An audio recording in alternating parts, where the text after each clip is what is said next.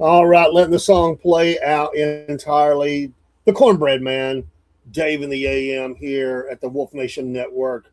It's the Cornbread Man morning show around 6:03 a.m. Sorry for a little bit of crazy schedules here lately. We've had a lot going on. I've been working some crazy hours at work due to necessity of job, and we just had storms in our area that have really wreaked havoc with the Wi-Fi for over a week, really, maybe almost 2 weeks. Think we're getting back to normal? Not sure. So we got knocked off of a live the other night. We had a potential for 70-mile-an-hour winds in our area, plus, and we fortunately didn't get it really bad studio, but it knocked me and Dean off of a live show. And then we recorded, and it was draggy, but we shut down everything but just the recording itself with our and we haven't posted this one yet. Our friend in Kansas City who does radio racing announcing and also has a podcast that he does once a week, records it, so he understands. And he was right in the middle of it. We even paused it once to let Dean get out and home because we didn't know what might happen as he was leaving. He lives a few miles away, but the storm was hitting really hard and heavy, pouring down rain. I don't know about lightning, but wind and rain were really, really bad. So anyway, we've got getting back on track, really working hard to get the schedule back to where it should be. We have added shows like First Light. We are doing the TikTok lives now on Thursday. We'll be doing more of those, and also we have a new show will be debuting. It's probably going to be, it might be before the end of this week. We're trying to work that out. And we have a new racing show, believe it or not. It's going to be tri-state racing. It's going to focus on just the three states of Alabama, Georgia, Tennessee, and the tracks that are in range of us specifically. But we'll take in any of those.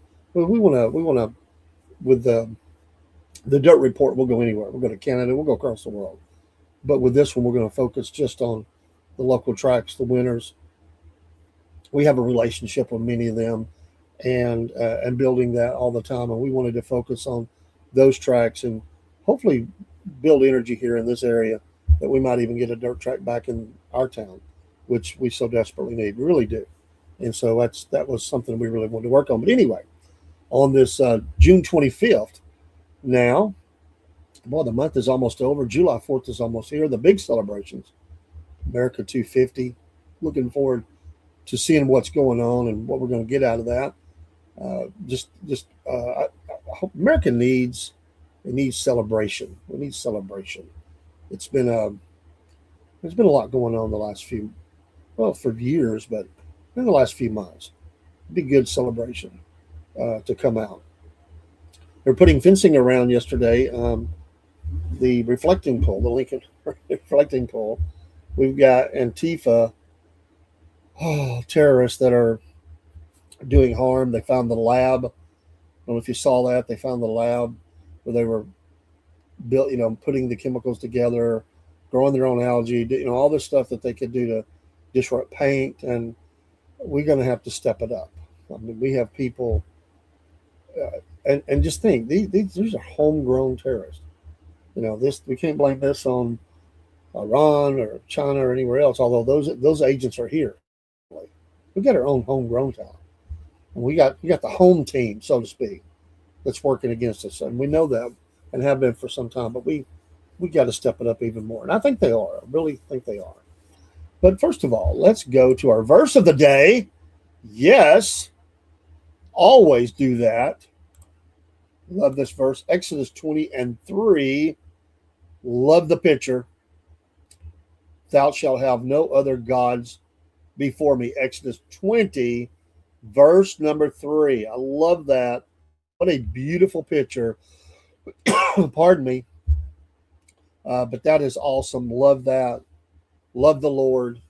We have been so blessed recently by some folks that we have been friended by and folks that we've been introduced to in TikTok world land that are just awesome people. They love the Lord, and it's been really a blessing for me. It really, really has. and some of them that are doing devotionals and stuff, and we do some of that as well with ours. We talk about the Lord and church and music and life and all those things. So we're all trying to encourage each other, and people that are recovering. I just ordered a book from one yesterday. Was in a live, and she had wrote a book, and I just felt like on the spot, I need to read this book. And Lord knows I've got plenty of books I'm reading on. Some I even cracked the first page on. But I think this one's going to jump in front of all the books that I'm reading. And when I do, I'm hoping I can maybe get a guest out of her to share her story. That's what we do here. We share the other people's story. I'm not. It's not about me. It's not about the network. It's not about all the good and great things we got going on and the team we have. It's the people's story, and we have people that are coming to tell their story tonight. Tonight we're going to have one of those stories. If you haven't seen our advertising for that we put out last night, we have a J6er that's going to be in tonight at 6. Our normal Cornbread Nation show will become, it won't be called Cornbread Nation, it's going to be called something else. It probably will be called PNN News or something like that. We will probably, we will not probably, we will title it different. Was contacted by this patriot. It's an amazing story. You can go out when you hear his name. It's very much a lot of information out there. I don't want to get too deep into it because I want him to share in his foundation as well. He was pardoned by the president. So this gives us a nice connection into that world where we've been sort of outsiders looking in and praying for and being encouraged by others. But this brother, he came to us. And, I think that's the blessing of what we have here at Wolf Nation Network. We have now been around for over 2 years. And I really believe that, if nothing else, that message has really resonated with people. And I think they feel that off of us, that we are safe. We're not going to embarrass anybody. I've been ripped for not being hardcore with some guests that come on. She's crazy or he's crazy or they didn't. It's a handful, but I'm not. This is not shock broadcasting here. We're not bringing them on to scream and holler at them or nothing like that. You take it. You take the information for its worth. We'll ask some questions. We're not here to put them to the wall. We want them to tell their story. It's their story. It's not mine. If we ask the question, they're answered. I'm not going to call them a liar. I'm not going to say, well, that's not true. It's their story. We might say some people say this or others have said that. We just presenting the information. And that's just not who we are. It's telling of the story from their perspective. You can agree with it or not agree with it. And everybody that's went away has told us that it was a great experience, that they would be more than willing to do it again at some point. Some have done that. And again, we're not here. That's not what we're not trying to dig in and always finding seeing the hidden documents, this top secret classified, and digging into everybody's lives. And this interview tonight will be one of those where, when he tells his story, there may be differing opinions about the what, why, where of it all, because there are all those stories, thousands of them. There are each of them individualized, have their story that becomes the collective of January 6th. And some have, obviously, their story was before that. These were people. Some had arrest records. Some had, times that they were in jail. But at the essence of it, all of them come together under one banner, except maybe there might be 2 or 3 that, were just, they got mixed in and they don't represent everybody. But the majority just they believed with all their heart, we are protecting our country. They're stealing the presidency, and they were protesting that. And we know, I don't need to go in. We'll talk about that tonight, about, going in. Some did, some didn't. Some were more engaged with people, others were not. And we'll let him tell his story. I don't want to get too deep into it. We'll give you all that tonight. Just tune in at 6 o'clock tonight on the Wolf Nation Network, on all channels that we air live on, which would be Facebook, YouTube, X, Kick, Twitch, LinkedIn is one of those that we go to, Instagram, um Rumble, two channels. Well, probably do. Well, actually, we do a double channel on a couple of channels. We have a couple of new ones that's going to be coming online, and obviously our Substack where all shows go. And we may this may be the first one that we do a a second part of maybe an extension of about 15 or 20 minutes, where we do a round robin of questions about other things, and we're going to put that up behind the Substack, um, just because that gives us something that is unique, and we do all this for for free, and there's a cost to it, and it helps us to raise money if people can become subscribers to the program. But I didn't want to take a minute and explain that. We also have a lady that's going to be coming on next Tuesday. We've talked about her. She's a blessing, local, has a business, has actually two or three businesses, is very patriotic, loves the Lord, dealing with a lot right now. Is very excited to come on, and we're looking forward to having her on next Tuesday. We have a ministry that had to cancel because of a death in family. They will be back on soon, or not back on, but be on soon. And there are many, many others. We have a new show that we'll be putting together. This is Biscuit Boys venture, and we fully support each other in that. We've got, you know, Dusty and Desi, and we got other things that are cooking, other shows that will be basically made by them. We'll assist and air it and put it on all of our stations. And that's why we're a network. We're not just a podcast. We don't say that with an ego.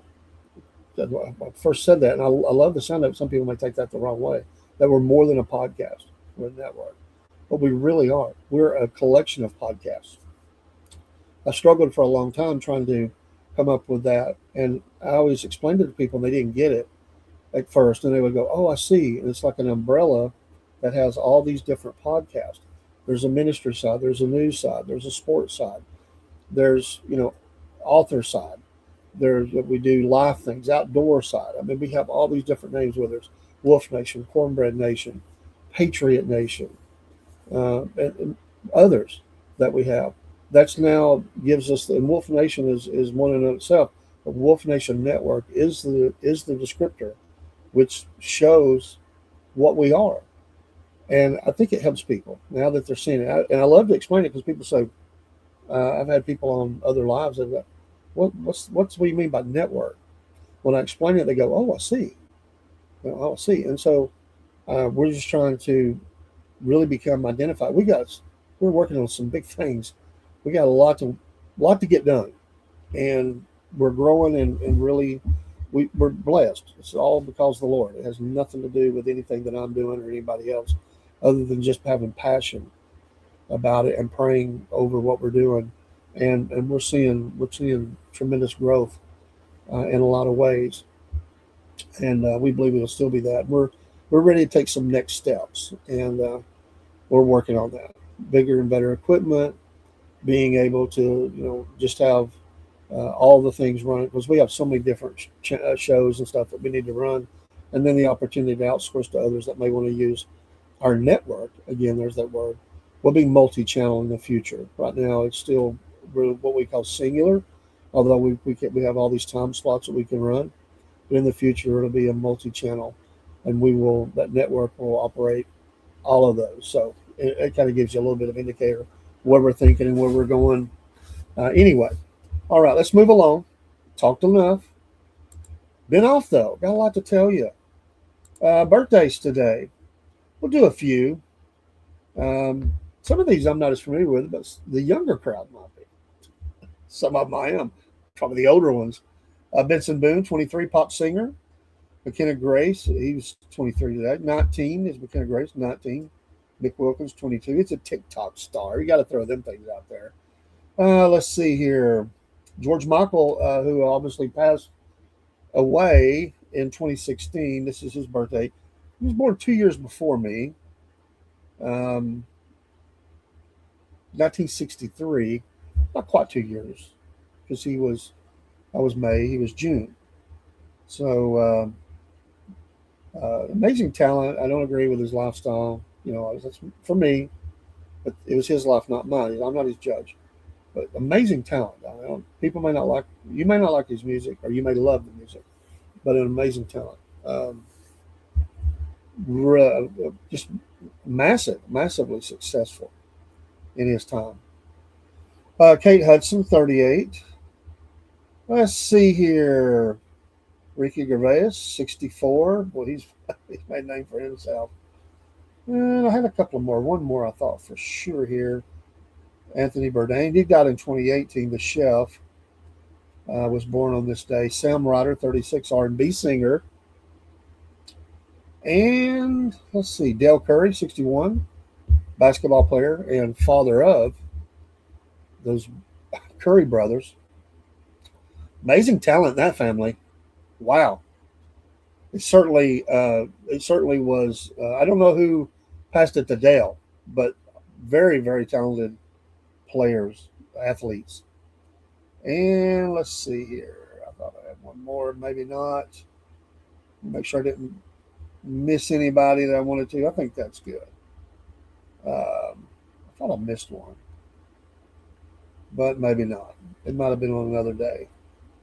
As we haven't been on, I look back to the previous day, and I might not have. I might have missed that. So there's your birthdays. Let's see here. Let's go over here. One second. One second. Some fun facts on history. I do that. I've done it a little bit. I need to get back to it. But some fun facts. Little short things about history, without diving too deep in. Um, let's see. In 1889. This was actually yesterday. No, actually, this was yesterday. Yesterday, though, Butch Cassidy committed his first bank robbery with Warner and two McCarty brothers at the San Miguel Valley Bank in Telluride. They steal about $21,000, equivalent to about $735,000 a day. I didn't know that. Wow. They should have been lived good rest of their life. They kept robbing. 1901, first edition by Pablo Picasso. He was 19 years old, opened in Paris. In 1902, Target Corporation, founded by American businessman George Dayton, as Goodfellow Dry Goods in Minneapolis. Goodfellow Dry Goods. A good name. In 1977, Crystal Gale released best-selling album "We Must Believe in Magic," featuring worldwide hit "Don't It Make My Brown Eyes Blue." First platinum album by a female country music artist. My mom loved that song. She loved Crystal Gale, and I like Crystal Gale, and that is a good song. Um, Country had really been it wasn't as broadcasting really done. It was more regional. I mean, yeah, not that nobody hadn't heard of it around the country, but this really was a regional thing. It's become international now. But when you think about it, I mean, everything was Nashville based, emanated all them, through the southern states, and got up into some. But as broadcasts began to get out more, and artists began to get opportunities to tour and all that off of those, and radio obviously drove a lot of that. I mean, obviously when you drive a million album sales, platinum, you're going to get recognized by people that be. In 1999, Christie's Auction House in New York City sold 100 of Eric Clapton's guitars to benefit Crossroads Center Antigua, a drug and alcohol residential rehabilitation facility he co-founded in 1997, raising nearly $4.5 million. Browning, a 1956 Fender Strat used on the original recording of Layla, sells for then record $450,000. Can you imagine having the money to sit and, well, they don't sit; they come in from wherever now. That then they may have been in the auction house or had a representative. But now you can bid in auctions wherever, even live. But 4.5 million for that. Wow. Let's see, one more here. In 2010, the longest match in tennis history, American John Isner defeats Nicholas Mahut, I think. of France at Wimbledon after 11 hours, 5 minutes of play over 3 days. Can you imagine what your legs would feel like? 11 hours and 5 minutes, even over 3 days. I mean, the grind on that would just continue and continue. Think about it. I mean, think of a match being a couple hours, hour and a half, 2 hours. I don't know. It's not. They don't. Sometimes they don't last that. If the match goes really fast, can you imagine 11 hours? That's like multiple matches within a time frame. Amazing. You get it's like the longest baseball game ever played, or something like that. Let's get in the news, and then I want to look at before we run out of time today. I want to start into something I'm going to come back to, and I just some information that was interesting about deportations and what some people were who didn't really get into it for that. For certainly, they didn't even want to get into it. It was deals that were cut after they went to work for an airline, and some of the things they had to say. Just interesting, you know. Take it for what it's worth. It's their story. There's no way to prove it. It's just what they say happens, and many of them are now out of it. But they were kind of misled, and we'll get to that in a minute. Let's go to Newsmax. What I was going to say.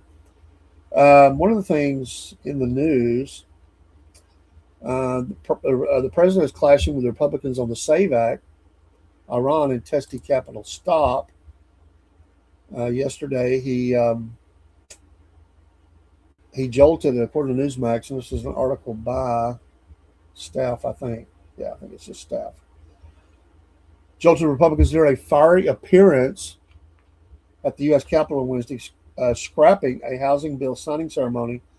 I'd heard about this during the day while I was at work. I've been going to work really early, like working 4 a.m. to 12, so that's why my schedule's all messed up from what I normally do. Scrapping a housing bill signing ceremony and clashing behind closed doors with a party rebel who challenged him over the Iran war. Trump had been expected to sign the bipartisan housing affordability package at a high-profile event, giving Republicans a chance to tell action on one of voters' biggest economic concerns ahead of November's midterm elections. But the president abruptly canceled the ceremony 2 hours beforehand, saying he would not sign the bill until Congress passes the Save America Act, his long-sought package of voting restrictions. Today, quote, today's housing news conference and signing is hereby canceled until such time as we pass the desperately needed Save America Act, which I consider to be a national emergency, Trump posted on a Truth Social platform. The election measure will require proof of citizenship to register to vote and photo identification to cast a ballot. Democrats denounced it as an assault on voting rights. The language they use, the assault on voting rights, it's not denying your right unless you're illegal. It's not denying your right. Anybody that's an American, anybody that is allowed to vote, how does that deny your? How's that assault on voting rights? That's the most idiotic thing I've ever heard.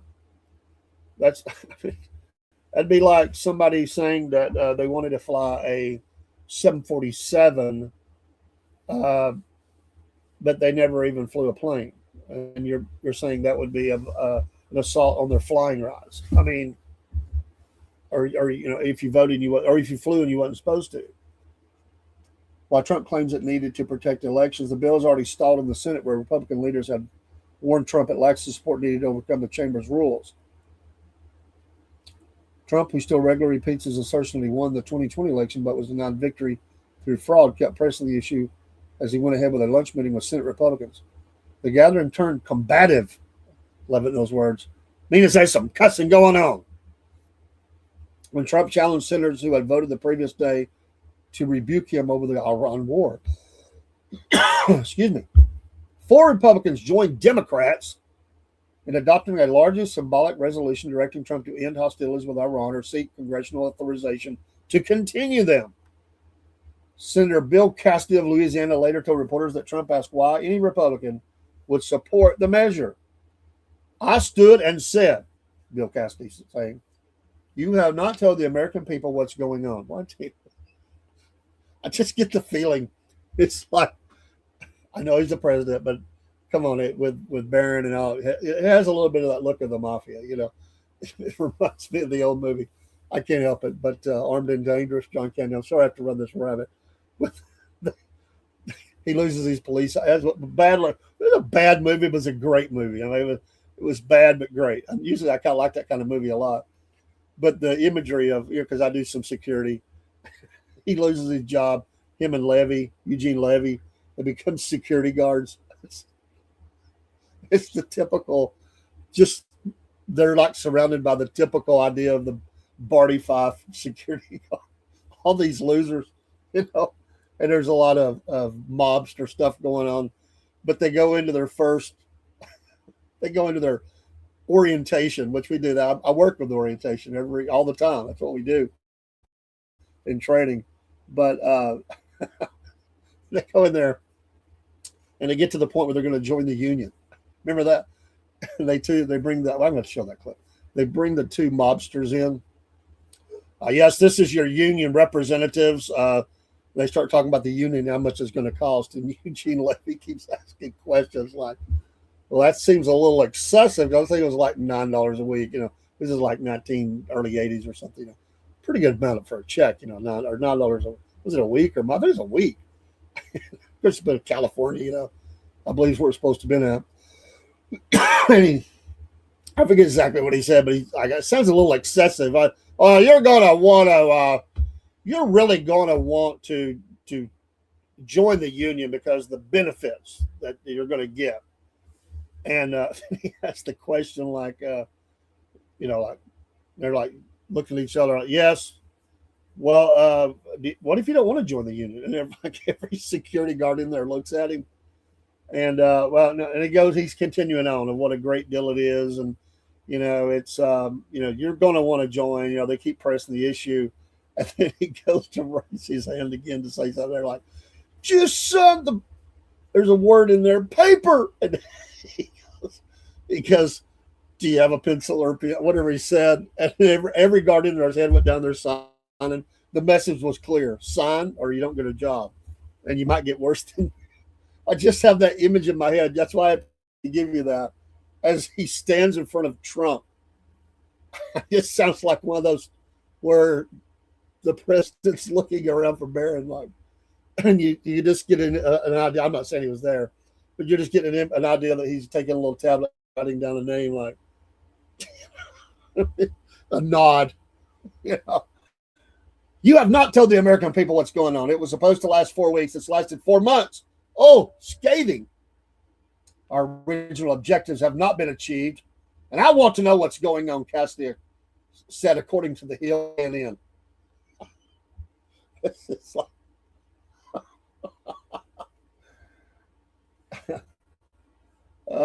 Cassidy lost a primary election in Louisiana in May to a Trump-backed Republican, meaning he's ineligible for re-election in November, so he don't care. He's on the way out, see. After leaving the meeting, Trump still appeared irritated, telling reporters, I don't like a few people, but that's okay. I think Dude's got more to worry about running for not being able to run for a re-election. The War Powers vote came as Trump tries to turn a preliminary agreement with Iran into a final settlement after months of conflict that rattled global energy markets and exposed political rifts, even within his own party. As he walked into the lunch with Senate Majority Leader John Thune, Trump ignored questions about whether he would sign the housing bill.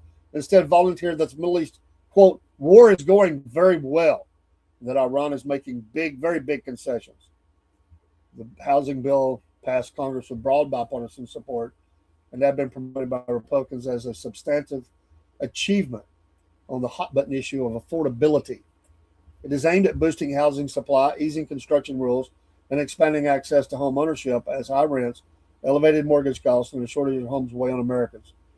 Trump has previously backed the package, which offered him a chance to highlight efforts to lower living costs against a backdrop of persistent inflation driven partly by the Iran war. But this is a little flexing by a lot of flexing by the president. He's using this as leverage against those that would because they wanted to champion this at home, obviously. But with the midterms looming, I mean, we're going to see who walks with the biggest wheelbarrow, if you get my drift, because he's walking on against a lot of things. He usually comes out very strong in these. I mean, he really does. He dismissed it as being of minor importance. and said it pales in comparison to passing the Save America Act, which it does in that of defending the country and the votes and everything that's going on, or we lose our country, we lose everything that we have. And then it just becomes who cheats the most. We have to have confidence in this. We have to keep people out of these elections that are not supposed to be in them. His refusal to sign may be proved largely symbolic under the U.S. Constitution. The bill becomes law after 10 days if the president neither signs or vetoes it while Congress is in session. Last week, Trump also canceled the Senate confirmation hearing. He could veto it. I'm not saying he won't. He's the kind of president that would. He could veto it. He canceled the hearing for the nominee for Director of National Intelligence, saying the election bill should take priority. Supporters say the Save America Act would strengthen election security, but opponents insist fraud is rare. No, it's not rare. And they warn that it would mostly burden minority voters, married women, and others less likely to have access to the required documents. Let me say something. When they change rules, listen, they change rules all the time. They tighten rules up. Remember when they, in our state, Georgia, they tightened the rules up on the driver's licenses at one time. There was a lady in my church. Her husband was still living then. He was a Korean War vet. She had been driving she was in her 70s then. So she's been driving for a good 50 plus years. Well, when they tightened it up, they wanted more paperwork. She ran into a huge problem. One thing she had, no problem. But she was adopted. And somehow or another, she couldn't get a hold of the information at first. And it was a pretty big deal. I mean, she wanted to be able to drive. I can't remember if she had to get a lawyer. It seems like they did, but they got it worked out. And that's the thing. If you want to vote in this country, it's not hard. It is not hard at all. It is so easy versus other things that we do in America, other things that we sign up for. And it's amazing to me the people that will go through all the things they have to do to order things online. Sometimes they don't mind going through multiple. They might be annoyed, multiple password checks, multiple this, having to put. It's almost like they put the eye thing on your eye. You got to give a blood draw, or whatever it is. If they went to the gambling house in one of the gambling areas, they wouldn't have any problem with any requirement to gamble. Not one problem. And believe me, they roll those buses in there and the disabled get off and everything else. In fact, a lot of older people love that. They go and they gamble at different places around the South here, whether it's Cherokee or down at Mississippi and other places, and they love it. I'm not saying everybody does, but you go do what you want to do. If you really want to do it, it's not going to deny people. That's ridiculous, and we know that. So anyway, good grief. Let me get a couple more here, and then I want to bring up this article that I had been talking about. I don't know why that is acting that way. My browser has been acting strange about the way it pulls up pages, and it shows me the arrow back, but then it doesn't give me. Let's see. Also, yesterday, this one got some news as well. The president didn't get his, hasn't still got the Save America Act. Then these federal judges are just rogue. I mean, they're just going at, it seems like every federal judge, except maybe for a couple, have come out really strong against the president. And we know why. And we know who most of them were appointed by. Now, it may not be true in every case, but in most cases it is. And in this case, it's true as well. Federal judge on Wednesday permanently blocked key provisions of President Donald Trump's executive order on elections, including a requirement that individuals provide documentary proof of U.S. citizenship when registering to vote. This just baffles my mind. I mean, it absolutely baffles me how we could be this far askew of the law. The ruling landed as Trump appeared to escalate a showdown with Congress, pressing an ultimatum over a major bipartisan housing bill and demanding action on Save America Act on Capitol Hill. U.S. District Judge Denise Casper, make that name famous. Denise Casper, an appointee of former President, I'll give you one guess. Who? What was that? You got it. Barack Obama ruled that Trump lacked the constitutional authority. I got to stop right there. Oh, this is just making me crazy. Obama himself has been attacking the Constitution most of his life. He believes, like many of the crazy people like him, that is a living document that changes with the times. Meaning, whatever freak action you want to do, whatever thing that that's the culture of today. We got to change to meet it today. No, the Constitution is a bedrock document. Yes, you've made some adjustments to it, some amendments and things. We know that. But we're not here providing you with, they would love to rip it up and just rewrite the whole thing for 2026 is what they would do. It's amazing when they talk about constitutional authority. To impose the requirements through executive action, so they're saying he can't do it. Again, I have problems sometimes with executive action, and I will admit that. But in some cases, it rights a wrong. It stops an action that is needed to stop. The problem is when you get people in who are like President Obama, who use executive action to eviscerate and scathe the landscape against conservatives and Christians and everybody else. That it's just normal people, whatever they don't have to be even a Christian. I'm just saying normal people, families. I mean, that's what they come out, and yet they're doing all this stuff back behind the scenes. So I do have a concern with the executive action, and I would include the president. He's become the president, has done it the most. I don't know the numbers yet, but he may not have approached it because he had doing a 2-term. It's possible. I need to look that up. How many he has had versus others, but he's definitely done that a lot. But under the present powers that be, the way it is, I would say that he does have the right. According to reporting by Newsweek and the Associated Press, Casper said the Constitution gives Congress and the states, not the president, primary authority over federal election rules.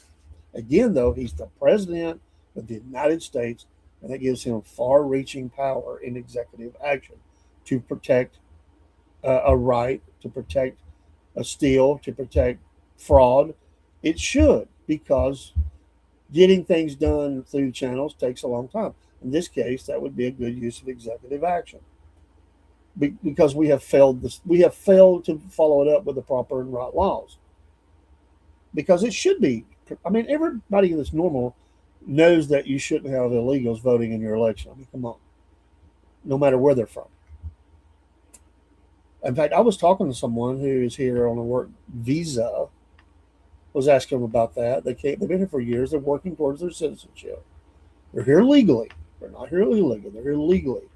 I was talking about going and voting and talking about the voting. And we were talking about that. And, she said, I want to become a citizen. I'm working on it. She's very young. She's already got a college degree. She's working on maybe a master's. Not sure yet. And she was talking about that was one of the things, to be able to vote. This is her home. She doesn't want to go back home. She appreciates that heritage. She's went back for visits and probably will again. But she lives here. She's, living in America. She wants to stay here, raise children, or will have children, but don't have children yet. Probably want to raise children, and they're hardworking. They're here legally. We stress that, legally. But she realizes that's one of the things I can't do is to vote. People that want to cheat, to go around the system, then that's the problem. I just can't imagine of all things we do. We've said this so many times. When you walk into anything, you have to show ID. Just about anything. Why would not be the law of the land? It just kills me. Casper's ruling is the latest in a series of court decisions limiting implementation of the order. Other federal courts have previously blocked portions of the directive, finding that Congress had not delegated such authority to the executive branch. Trump traveled to Capitol Hill on Wednesday to lobby Senate Republicans on the Save America Act. The legislation would require individuals registered to vote in federal elections to provide documentary proof of U.S. citizenship, such as passport, birth certificate, or naturalization papers. Let me stop here also and say there's a lot of Supreme Court decisions, major ones, that's going to be coming down soon. We're going to cover that in the news the next day or so, and talking about those major decisions. It's going to be big, and we're waiting on that. So anyway, there's more to the article, but it just stays there. Nothing happens. We go on with the same problems. As far as a federal deal. Now I'm going to tell you, in my state, you got to come in with some ID. You ain't walking in and registering to vote or whatever. They're looking at that. Some states are better than others. Let me look at another one. There's still the tedious Iran, the MOU, Memorandum of Understanding. If it fails, article by James Morley III. I wonder if my dad, my brain is so spastic this morning. My dad never wanted to be a junior, so I wasn't named. Middle name was different from my dad's. He did that on purpose. He named me after an uncle, a great uncle, an uncle of his, to keep our middle names. He said, I don't want a junior. And I wonder why my dad never thought about just naming me his full name, the second. That way he wouldn't have done the junior. I don't think he thought of that. I could have lived with that. David Cordell, the second. I would have liked that. Energy Secretary Chris Wright said Wednesday that U.S. military escorts of commercial vessels have effectively stripped Iran of its ability to shut down the Strait of Hormuz, the critical global oil transit route. Speaking at the Reuters Global Energy Summit, Wright said Iran has lost its ability to use the strategic waterway as leverage. I wish the CNNs of the world would realize this. They have thrown this up there like they've got an iron gate that is all the way across the water, that there's nobody. Iran can stop them. They're going to charge. They've defeated the Americans. Bull crap. We're traveling up and down through there. Got the party boats going on. We see a drone, we're going to knock it out of the air. Iran will not have the ability to close the Strait of Hormuz going forward, he said. That's their key leverage, and we're taking that leverage away from them. He said commercial shipping has continued through the waterway despite Iran's declaration over the weekend that the strait was closed. They can say it all they want. They can say they're going to charge fees all they want. But if people are streaming by, they're going to be, no, I take the free pass. Thank you, U.S. military, naval operations. We appreciate you. We're traveling. We're going to take the free route. You can become a paying subscriber to Iran's Strait of Hormuz deal, or you can take the free United States of America protected route. $2 million to these terrorists over here, or zero cost thank you to the good old USA. I think I'm signing this deal over here, Iran. I know you made a great offer, pay or die. I mean, sink our ship. You forbid it. You say it's closed, but I see a little route over here to the right. It's a little further away from you. It's safe. It's protected, and it's free. Zero cost other than our fuel. We're going through. We're going to take this. Iran sounds like they want to hold one of those. What is it? They have them in the mountains around here where you go up and they try to sell you a timeshare in a condo, and that you go up. We'll give you free tickets if you come up to our sales pitch. And they hammer you for hours upon hours trying to break you down. And people end up usually cussing them out, and they're just, let me go. They say they'll never do it again. They got their free tickets. They wine and dine you, and some will buy. If they didn't, they never would do it. It's effective. It's the strong arm tactic. I had a friend that went up. His wife wanted to do it. He said, it doesn't bother me what they say. I'm that way. My personality, he said, I don't care. His wife, he said, however, she was having a hard time with it. She was weak. He said, but we walked out of there without paying for nothing. He said, once they realized they couldn't sway us, the niceness went away. They started barking things. And he said, just take me back down the mountain. Or see the Iranians bringing you in, by video. You will pay. We have a deal. You pay $2 million. $2 million. Smaller vessel, maybe 1 million. Or we're going to burn you down, you know. And you say, well, is there not another way? No, no, no. There's no other way. You must pay. You must pay. We'll close the strait. Your ship will sit. We'll sink it. We'll board it. We'll do all these things. Really? Really? And you just keep pressing. Well, I think the Americans are, it's free. Are you sure? You need to look that up again. I think we're going to do that. No, we will crush you, you infidels. No, we're going to choose the American way. I see the American flag on the ship ahead of me. We're just gonna ride it like riding tail lights. We're gonna stay out of the ditches and we're gonna get through the strait. That's the way I see this. He went on to say that roughly 72 ships in the last 24 hours and 20 million barrels of oil have flowed through under U.S. naval protection. You think they're singing? They're singing American songs? Yeah, or some kind of song.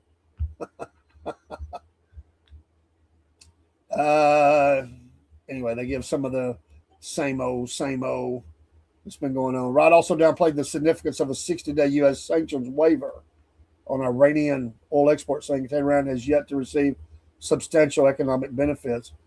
We haven't unfrozen any funds. They haven't gotten anything meaningful yet. They could get meaningful things from us, but they have to deliver meaningful wins for us and security for the world. Here, iCloud. I give you my applause. Absolutely. All right, in the time I have left this morning, just a few minutes here, and I won't get through it. There was an article that I wanted to reference a little bit. And this is from a group. Now, you may not like the group, but it's interesting nonetheless, the story. The ProPublica. ProPublica. Anyway, there's an article about deportation flights.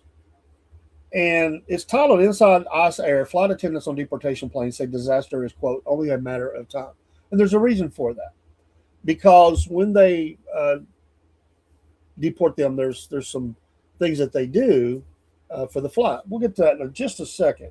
We'll give you a big overview of this. And I'm going to dive in deeper. We're going to look at some things about this as in the days ahead. I want to maybe bring it up a few times.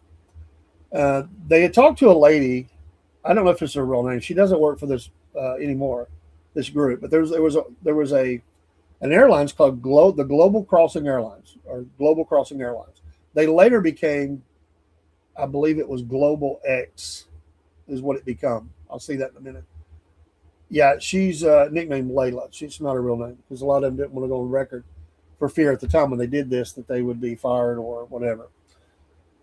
She painted a story of a flight that she had where they were deporting people as a full plane, and there was a young child that got into medical distress. But first, she said that they went to work for. They interviewed several, not just her, and they went to work for this, and they were told that they would be flying. And what's amazing to me is they sound a little starry-eyed. They hooked them in, but what gets me is because what I'm fixing to tell you is they think that this is going to be just fascinating. I'm going to meet famous people. Well, sometimes those can be the jerks of the world because they said that they were told they'd be flying rock bands, sports teams, and sun seekers. Oh, yeah, sun seekers? Wait a minute. Isn't the sun everywhere? What are these people? Sun seekers. I didn't know we had people hidden from the sun. We're coming up. I'm telling you, I'm in a mood today. These people, the way they write. I'm going to come back to that. Sun seekers. I get it. I understand. I'm not stupid. You're going to an area where the sun, it's warm weather. You're going to lay on the beach and, it's kumbaya time or whatever. But sun seekers? We've got people underground. And they've got, they come out with a shade zone. They're shielding their face. We're seeking the sun. That'll preach, Brother Barrett.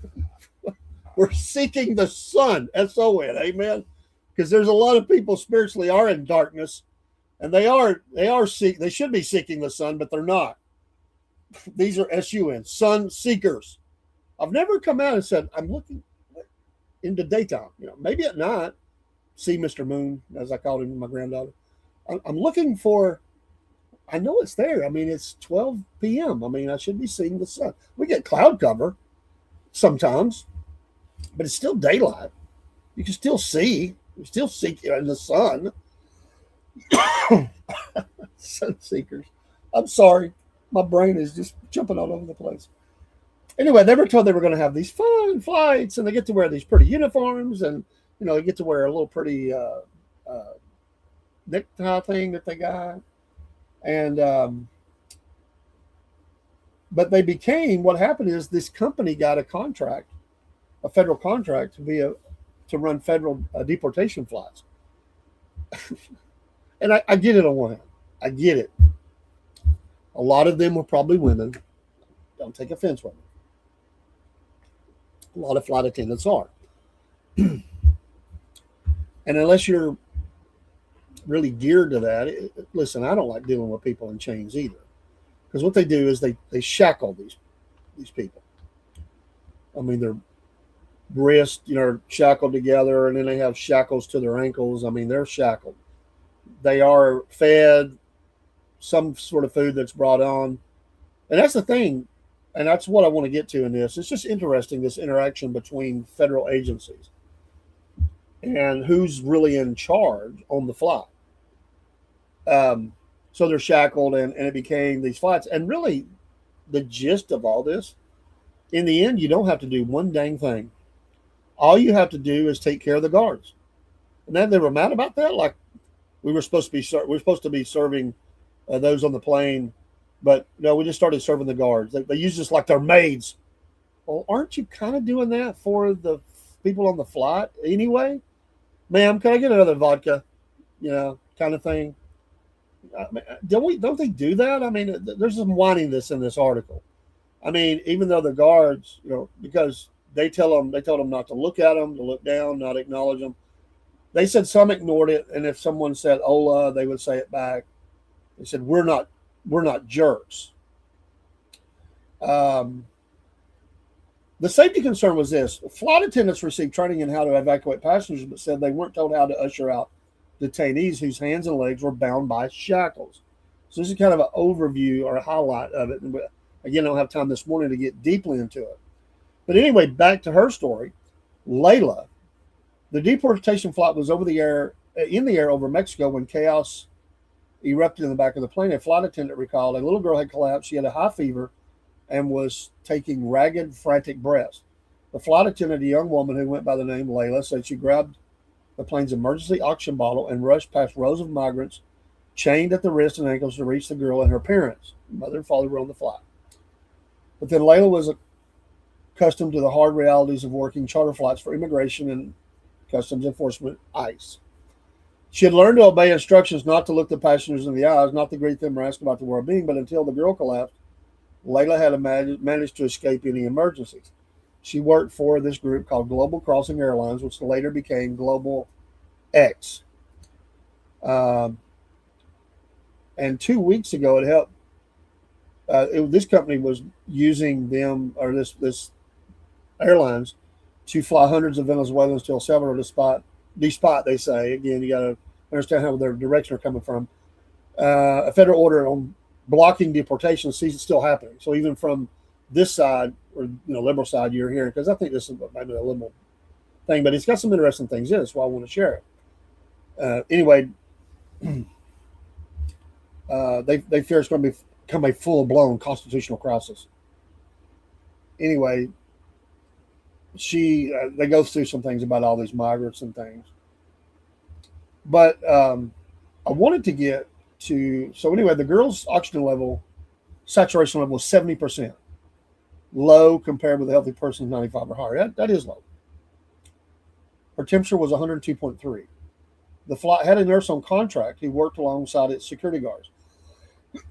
But beyond giving the girl Tylenol, the nurse left the situation in Layla's hands. She recalled. So basically, she was lazy and didn't want to do anything else beyond that, according to this flight attendant. She broke the rule about talking to the detainees. The parents told Layla their daughter had a history of asthma. The mom, who Layla had said had epilepsy, seemed on the verge of her own medical crisis. Layla placed the oxygen mask on the girl's face. The nurse removed her socks to keep her from further overheating. Layla counted down the minutes, praying for the girl to keep breathing. I'm going to skip down this article because I'm going to give you the end of that because I only have time to go through all this. I'm going to come back to it because here the end of it, they tell what happened here on that. And she doesn't know the end result, by the way. I will tell you that. Let me come back to the Layla story. It's quite a lengthy story, actually. It's good. I mean, it's a good article, no doubt. So the day that the girl collapsed on Layla's flight, the pilot turned the plane around and they crossed back into the United States. The flight landed in Arizona. Paramedics rushed on board and connected the girl to their oxygen bottle. They began shuttling her off the plane. Her parents tried to join, but the guards stopped the father. Shocked, Layla approached the house officer in charge. "This is not okay," she yelled. The mom had seizures. The family needed to stay together. Again, they got rules. But the officer said it was impossible. Only one parent could go to the hospital. The other, as Layla understood it, was going to get deported. And not uncommon, and of course they're going to jump all over that. So anyway, for that was her. She left the company, and she never knew what happened to the girl or whether she lived or died. I suspect she lived. I think that would have probably got into a story somewhere if she had died. Layla just watched her mom follow her off the plane, then watched the dad return to his seat. I cried after that, then brought her own ticket home. Again, you can't. I mean, this is not. It's like working in prison. This is not easy stuff. There are things you're not going to like. You got to be. And she went into, oh, we're going to see rock stars, to seeing migrant detainees or illegals. They said migrant illegals. But there are many things in this, and they bring up a good point. And I'm going to save it for tomorrow to continue the discussion. And among those points is the safety concern. Now, we still have they have to provide security. We're going to look at the rules of what is written about this. I didn't know the rules. I'm going to look that up. And we're going to talk about one thing that they use and guidance that could be an issue, and also their training of what they're trained to do in a case of like any plane versus what they're told versus these deported illegals. So anyway, it's interesting story. If you want to see that, read it yourself. ProPublica. I'm on their mailing list, and I just like the article. It had some interesting things in it, and I wanted to explore that. So anyway, that's the show this morning. Happy Thursday. Tonight, remember, we're going to have a J6er on, a true J6er. What I mean by that, there's some people maybe try to claim they are. I was there that day. There were a lot of people there that's they were never really involved in what become the end of the day. And they didn't get arrested. They didn't get in trouble. They might have been there that day, but they weren't there for this guy was.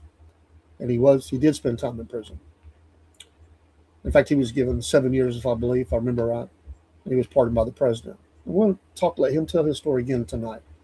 We'll talk about that. Take care, and we'll see you tonight.